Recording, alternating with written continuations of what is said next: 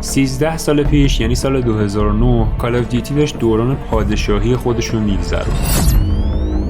مدرن وارفر 2 یا بازی که حالا قرار اسمش رو روی کال آف دیوتی 2022 هم ببینیم، اون سال موفق شد تا خیلی از آمارا رو به هم بریزه و رکورد گینس رو به عنوان بزرگترین لانچ تاریخ سرگرمی بشکونه. حالا که اینفینیتی وارد امسال سراغ ساخت ریبوت این بازی رفته، به نظرم بهترین فرصته تا نگاهی به یکی از بهترین شوترهای تاریخ یعنی مدرن وارفر 2 بندازیم. مثل همیشه مرسی که منو تماشا میکنید. من مسعودم و اینجا فریم اسپاتینگم.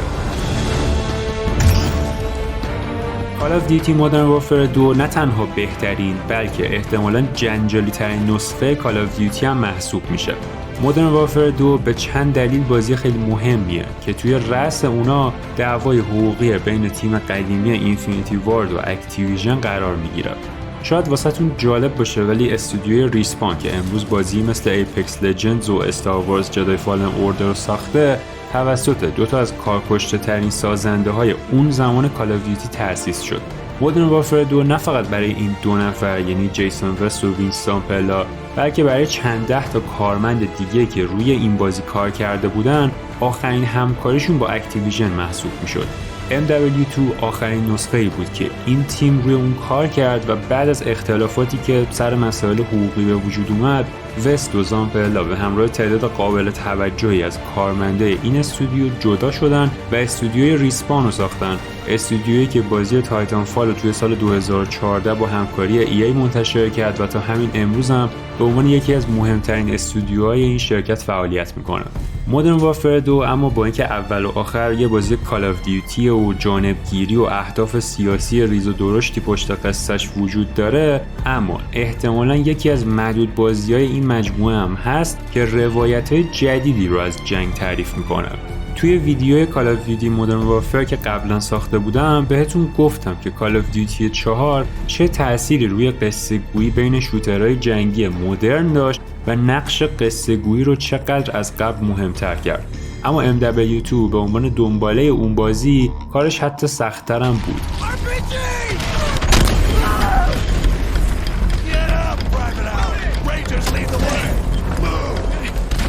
داستان بازی توی یه آشوب سراسری شروع میشه، جایی که حالا دنیا 5 ساله که داره جنگی رو به وسعت جنگ جهانی سوم میگذرونه و تمام تلاش کاپیتان پرایس و سوپ یا همون تیم SAS و مرگ عمران زاخاروف توی پایان بازی قبلی خیلی کمکی به این اوضاع نکرده. This man Makarov is fighting his own war and he has no rules, no boundaries. He doesn't flinch at torture, human trafficking or genocide. مدرن وارفر 2 اینجا یکی از برگه برنده های کل سری یعنی ولادیمیر ماکاروف رو به عنوان مهمترین شخصیت منفی کل سری به همون معرفی میکنه. He's not loyal to a flag or a country or any set of ideals. He trades blood for money. ماکاروف رهبر جدید ملیگراهای روسیه است که خواهان جنگ با آمریکان و از افرادی مثل زاخاروف که توی مرحله آخر بازی قبلی کشته شد به عنوان قهرمان ملی خودشون نام میبرن. History is written by the victor, and here I am thinking we'd won. But you bring down one enemy and they find someone even worse to replace him. خب خیلی مسخره است چون زاخاروف دنبال یه جنگ بزرگ بین آمریکا و روسیه بود و حالا که مرده جنگ اصلی بین این دوتا ابرقدرت همچنان ادامه داره. مدرن وارفر 2 از همینجا حساب خودش رو از بازی‌های دیگه مخصوصا قسمت اول مدرن وارفر جدا میکنه. شجاعت سازنده واسه ساخت یه بازی ساختار شکن اونقدر زیاد بود که تا همین امروز هم پشت دیواری از ممنوعیت و سانسور و تاثیرهای مختلف سوشال مدیا که روی آزادی بیان گذاشته قرار گرفته. مدرن وارفر 2 به ما اجازه میده تا تو نقش یه تروریست برای یکی از مراحل بازی قرار بگیریم که احتمالاً خیلیاتون میدونید منظورم کدوم مرحله است. ماکاروف یکی از بهترین شخصیتاییه که کال آف دیوتی تا امروز به خودش دیده و توی این مرحله برای اولین بار میتونیم از نزدیک بفهمیم چه جور آدمیه. He's your new best friend.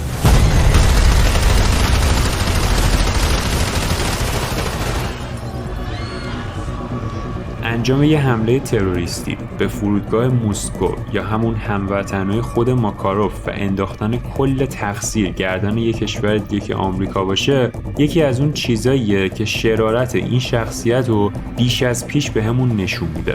منظورم مرحله نوراشنه. مدرن وارفر 2 توی مرحله نوراشن قتل عام مردم بیگناهی رو نشون میده تا بفهمیم بهای جنگ واقعا چیه و بازیکن حتی با اینکه اختیار داره تا حتی یه دونه تیرم به سیل مردم شلیک نکنه باید کل این خشونت و وحشیگری رو از اول تا آخر تماشا کنه.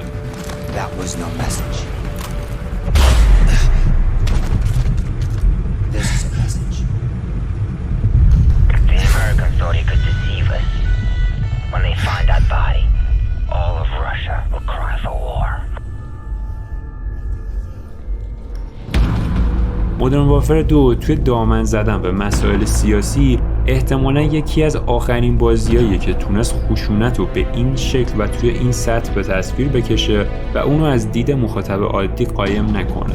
نوراشن خیلی زود سر و صدا کرد و به یکی از جنجال برانگیزترین مرحله‌های تاریخ بازی‌ها تبدیل شد.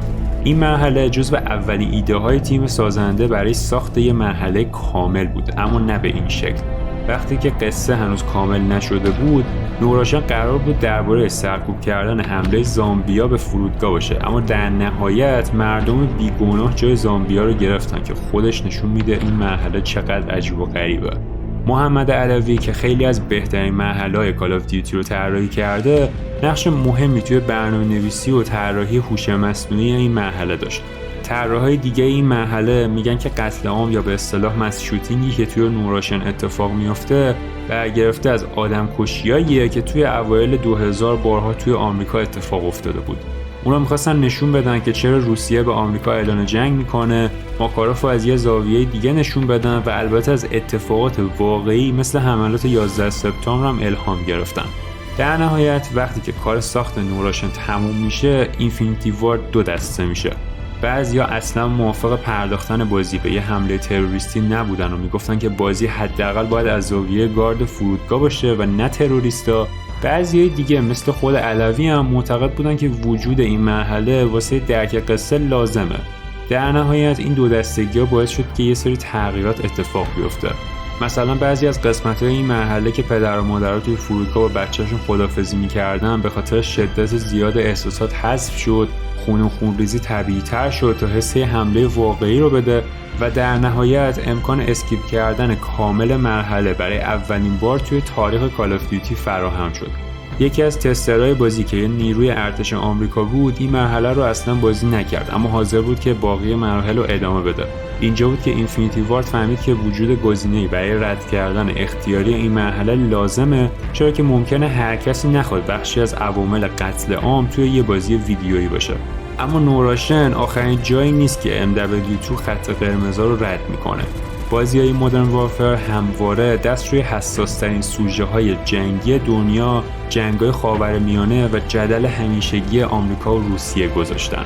به خاطر همینه که بجز شخصیت‌های اصلی که اغلب آمریکایی بودن، خیلی از شخصیت‌های منفی بازی روسن.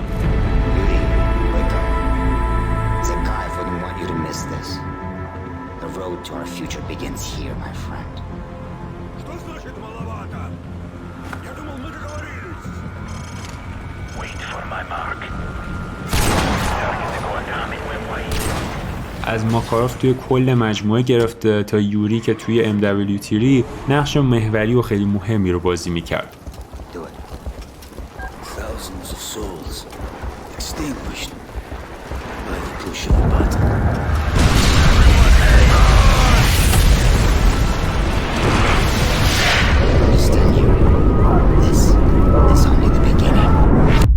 اما چرا اینا رو گفتم؟ چون MW2 تو اواخر بازی این توهم بهتون میده که ما قراره دمار از روزگار شخصی به اسم ماکاروف در بیاریم، اما همه اینا تا قبل از مرحله لوس اندز اتفاق میفته.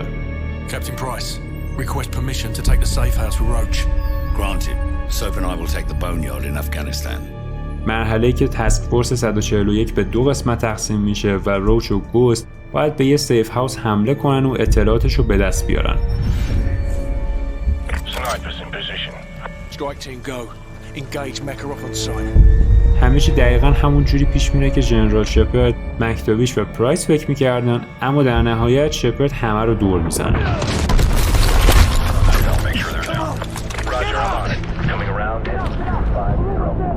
در حالی که روش و گوست دارن این مأموریت رو به پایان میرسونن، توسط شپرد غافلگیر و کشته میشن. سوپ و پرایس در حالی این ماجرا رو میفهمن که توی یه نبرد بزرگ بین نیروهای ماکاروف و شپرد گیر افتادن.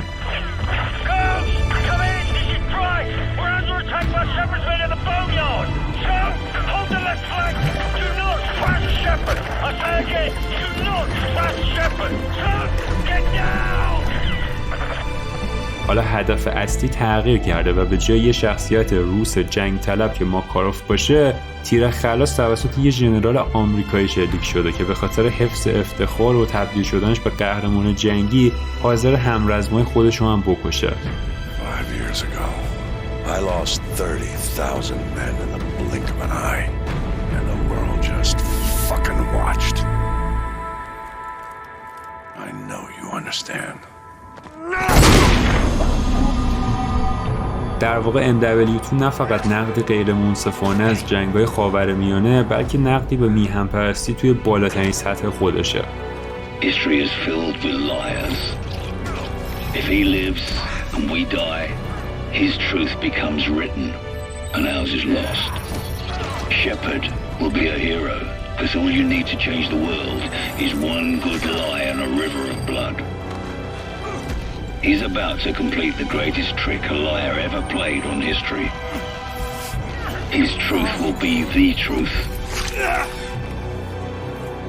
But only if he lives and we die.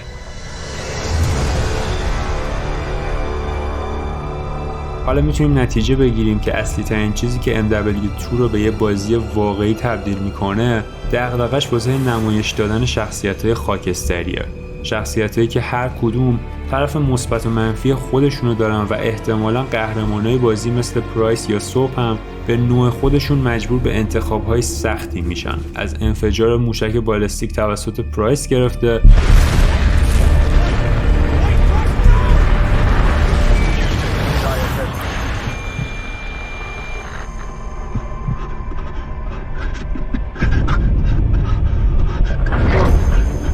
وقتی که شپرد روی همرزموی خودش اسلحه کشید و در نهایت شخصیتی مثل ماکاروف که توی تمام مدت میدونست که میتونه خیلی قصر از اوضاعی که ساخته در بره. MW2 فراتر از تأثیری که روی بازی‌ها گذاشت و تونست توی سال عرضه خودش رکورد گینس پرفروش‌ترین سرگرمی تاریخ رو تا اون سال ثبت کنه، یکی از مستندترین بازی‌ها از جنگ‌های مدرن خاورمیانه است. جنگی که قهرماناش پشت نقاب‌های خاکستری پناه گرفتن.